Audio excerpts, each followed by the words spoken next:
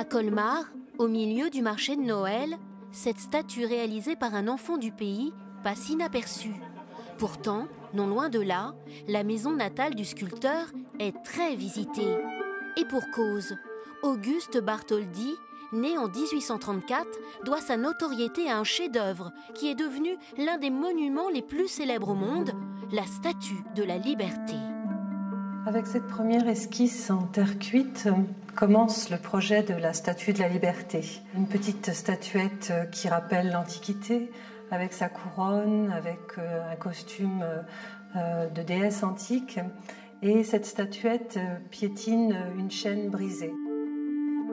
Le plissé est une idée de Viollet-le-Duc, qui est l'un des ingénieurs avec lequel Auguste Bartholdi va travailler. Et ensuite, c'est Gustave Eiffel qui l'aidera dans sa conception. La Liberté éclairant le monde, le vrai nom de la sculpture, construite pendant 10 ans à Paris, est inaugurée en 1886 à New York. Bartholdi se passionne aussi pour les grands hommes et les symboles de la France. Champollion, Rouget de Lille. On lui doit le lion de Belfort et la statue équestre de Vercingétorix à Clermont-Ferrand. Mais qui était ce sculpteur épris de grandeur? Bartholdi est donc un artiste engagé politiquement, engagé pour la démocratie, engagé contre l'esclavage bien sûr, et aussi qui s'engage dans la franc-maçonnerie par conviction. Et effectivement, cette franc-maçonnerie se reflète dans son œuvre de la Statue de la Liberté.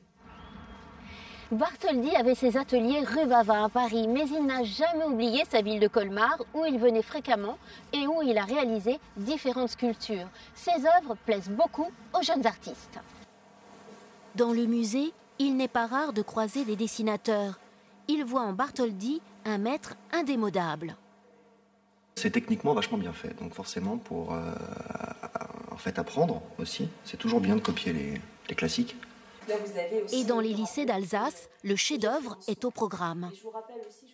Cette statue, c'était un cadeau de la France aux États-Unis dans le cadre du centenaire de l'indépendance. Ça m'inspire la liberté, l'arrivée aux États-Unis des immigrants, l'espoir qu'ils ont peut-être ressenti en voyant cette statue qui est quand même immense.